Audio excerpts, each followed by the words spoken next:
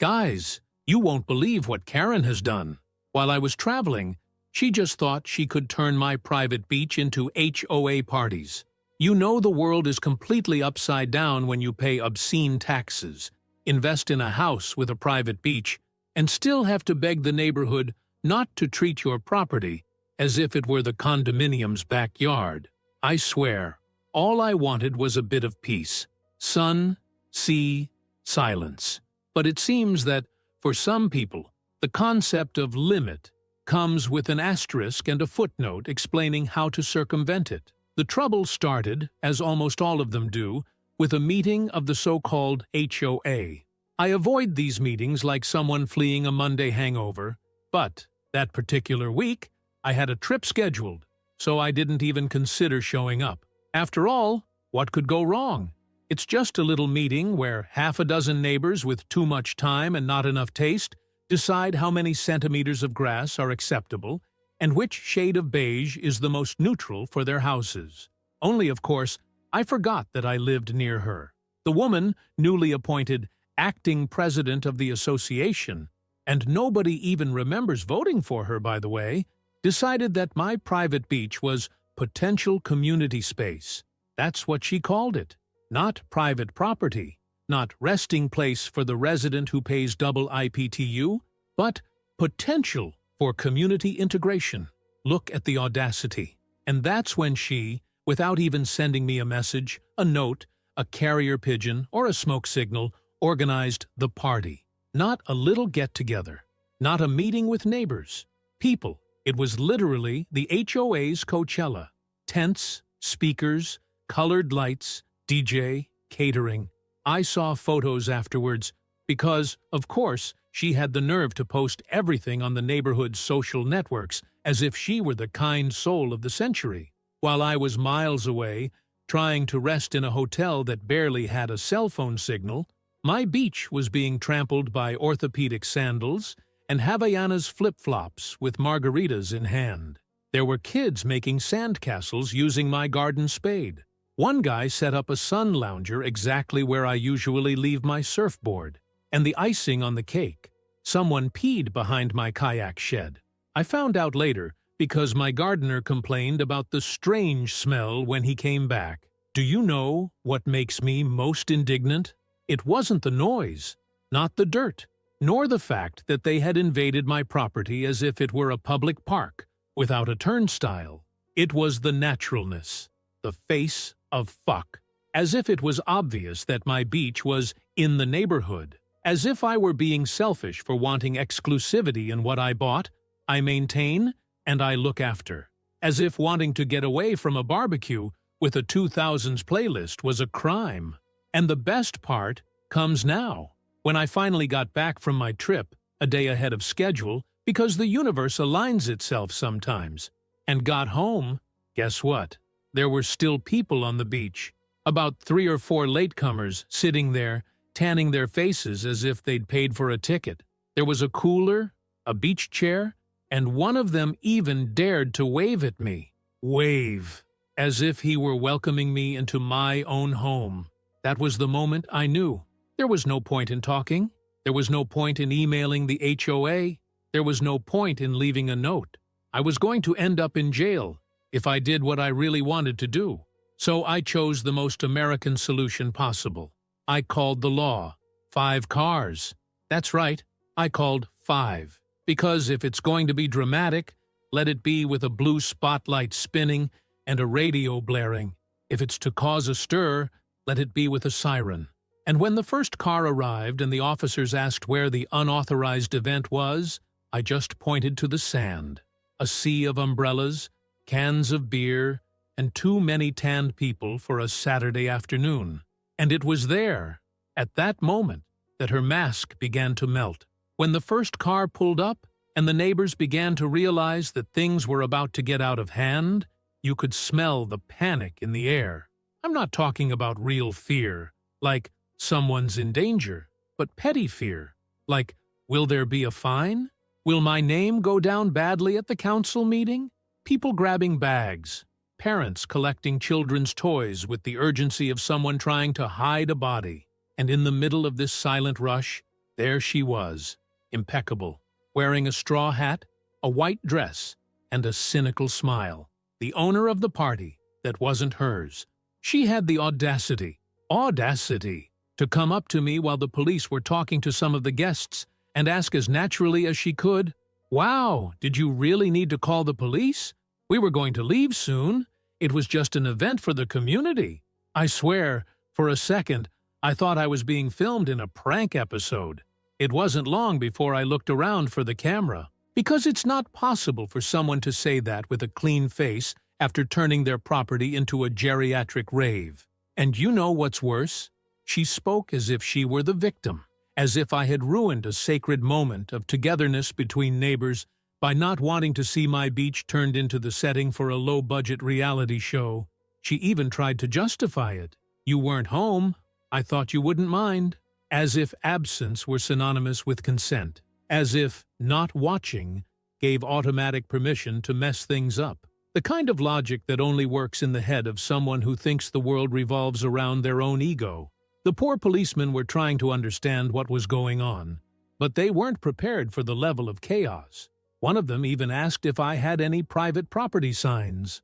I pointed to 5. Yes, 5 signs nailed to the entrance, to the edge of the sand, even to the side fence. One of them even said, "Private, entry only with express permission of the owner," in big letters. You can see it from the satellite if you want to. The woman had to jump 2 of them with her ego inflated behind her back to organize the party. And now she's coming to play the unsuspecting innocent. As things unfolded, more vehicles began to appear. Some left when they saw that it wasn't a shooting or a robbery, just an invasion of privacy. Others stayed, chatting to me, taking photos, writing down the names of people who were still on the beach. The sound was turned off.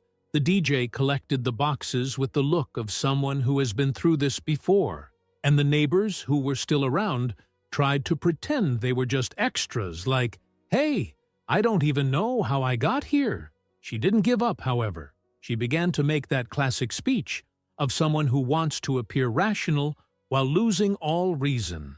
She said I was being extreme, that I was affecting the harmony of the neighborhood, that it was just a space.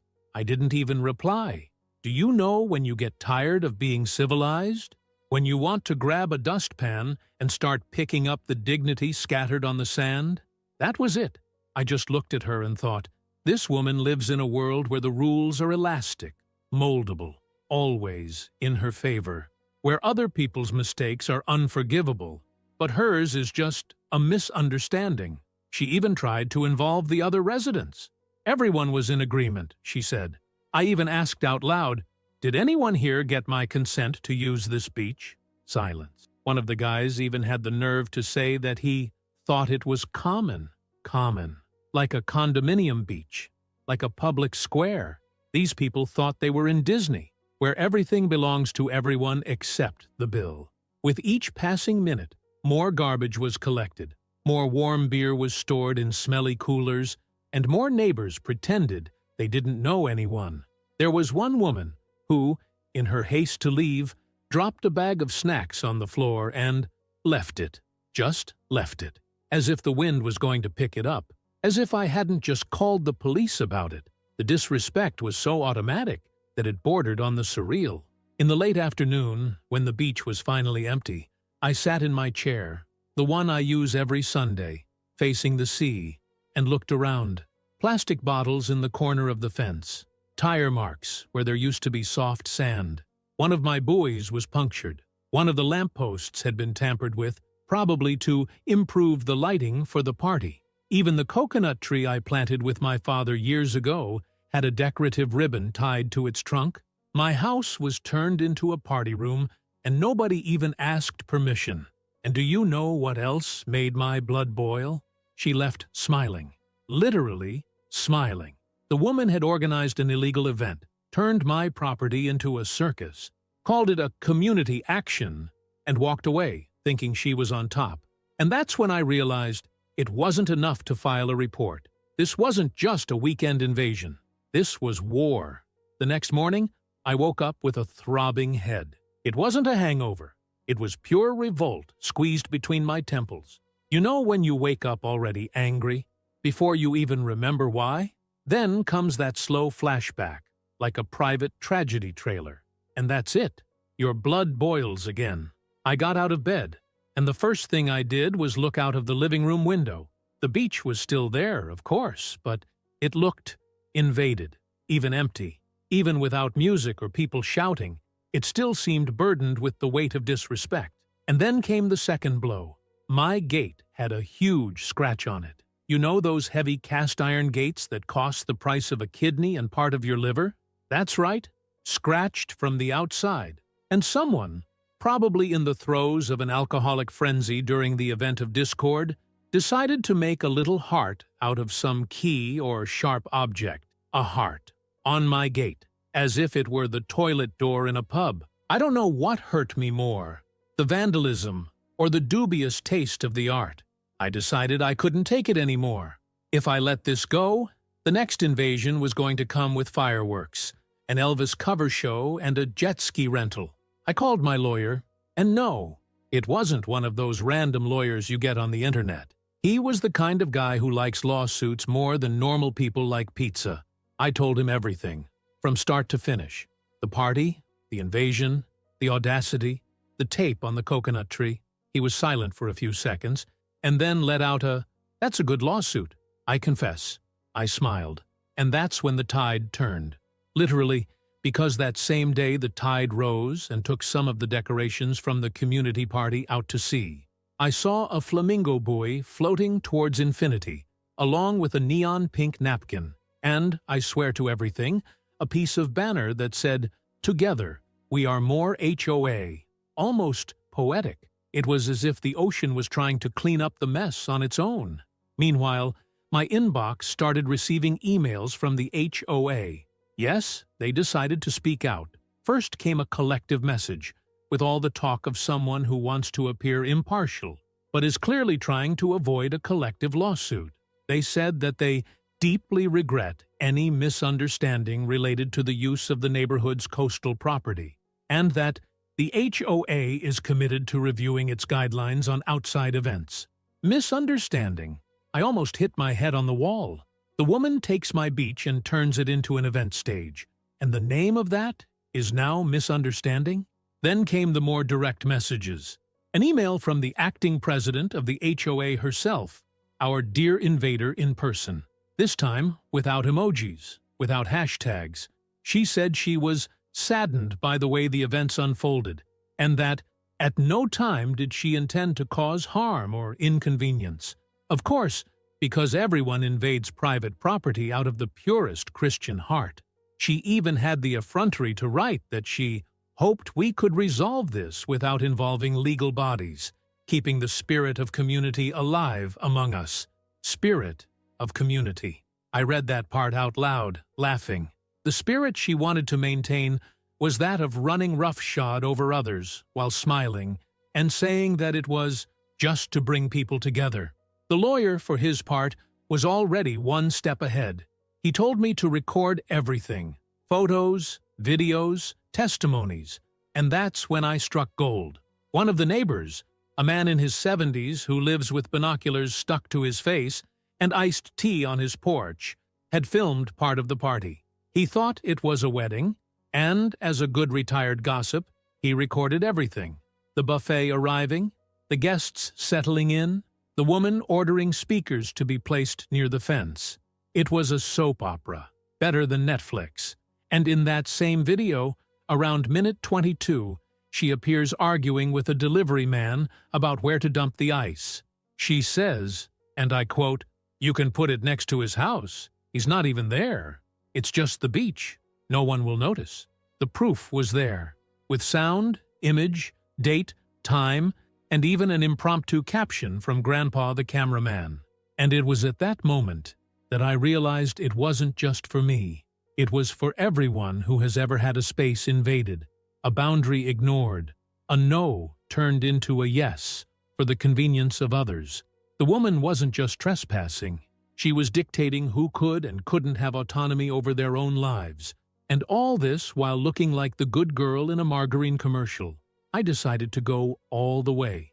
No deal, no pat on the back, or let's forget it. She needed to learn once and for all that not everything in life can be solved with smiles and empty justifications, and that sometimes, when you invade someone's space, the answer doesn't come with cake and tea, it comes with a lawsuit. I don't know if it was the tide bringing back the plastic cups from the party, or the universe making a point of rubbing it in my face that nothing goes unpunished. But the following days were a parade of small cosmic vendettas against that woman.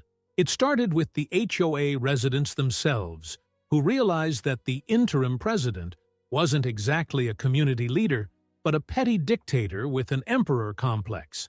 The sidewalk conversations, which used to be shy smiles and nods, turned into whispers accompanied by wide-eyed stares and that classic headshake of someone who has seen too much. One of the neighbors, who never even said good morning to me, stopped me in the street with that shameless little smile and said, "I heard about the disturbance. Look, if you need a witness, I'm available." I was in a bit of shock. The masks were falling off one by one, as if the event had served to expose the whole social theater. They discovered, for example, that she used the HOA's Landscaping Improvements Fund to pay for expensive flowers at the entrance to her house, as if it were a private botanical garden. They even say that she had a community surveillance camera installed that only pointed at her car. Subtle, right? Meanwhile, my lawyer had already filed the lawsuit. Nothing too flashy, but surgical. Claims for compensation, moral damages, damage to property, trespass, and the most delicious of all, misuse of private property for the benefit of a third party without consent. The kind of accusation that makes the HOA's blood tremble because it puts the rest of the board under suspicion. And it wasn't until news of the lawsuit spread that the entire board decided, out of the blue, to call an extraordinary meeting. The reason? To review the performance of the current leadership. In other words, they were ready to push her out of her chair like someone who pushes inconvenient people out of Uber with low ratings. The assembly was a masterpiece of human embarrassment. She showed up looking as if nothing was happening, as if she hadn't turned the community into an episode of Desperate Housewives in Institutional Crisis. She smiled, waved, even tried to greet the lawyer with an outstretched hand, which he ignored with the coldness of someone who has seen this type of character 100 times. It wasn't until the agenda items were read out that the theater collapsed. Complaints from residents, accusations of abuse of power, misuse of funds, irregular use of the HOA structure. It was like a mafia meeting being investigated by retired accountants. And there she was, sweating in her light beige dress, trying to smile through her teeth. I watched it all without saying a word. I didn't need to. She sank into herself. The climax came when a lady with a shaky voice took the microphone and said, "I thought I was taking part in a community, not an emotional pyramid scheme led by people who think smiling solves crime." The room fell into a mixture of nervous laughter and barely contained indignation. It was the live collapse of the woman who thought she was the very soul of the neighborhood. At the end of the night, she was unanimously removed from office. No one had the courage to defend her. No one. Not even that gossipy couple who always hung out with her at gardening events. They disappeared. It was so absolutely silent that you could hear the sound of dry leaves on the ground when she left, with her bags of documents in her hands and her ego trailing behind. Of course, she tried to leave with dignity, with that rehearsed line of, "I'll respect the community's decision, but I'm leaving with my head held high." But her head seemed to weigh 40 tons of shame. After that, the atmosphere changed. The air in the neighborhood seemed lighter. People started greeting each other more, talking in the street, laughing again. Me? I started going to my beach every afternoon. I'd put my chair on the sand, my ridiculous hat that I'd never had the courage to wear before, and stand there, watching the sun go down as if each ray were a merit badge. Each tire mark covered by the sand was an erased scar. Each shovel of garbage picked up, a piece of my peace restored. She never showed up there again. They said she moved out a few weeks later. The house was put up for sale with a pompous description. Prime location close to community beach. I laughed so hard when I saw this on the real estate website that I almost sent a printout to the realtor with the caption, "Privileged for whom? For the lawyer who will have more work?" In the end, it wasn't just a story about an abused neighbor. It was about territory, about respect, about that invisible line between your space and someone else's that many people think they can cross just because they have an easy smile and a WhatsApp group full of good morning gifs. But most importantly, it was about making it clear that there is no such thing as community when only one person pays the bill, that whoever buys the sand decides where the towel goes, and that if someone wants to party on the beach, they can, as long as it's on the beach, or take 5 cars again to learn. And if you liked this video, don't forget to leave your like and comment below.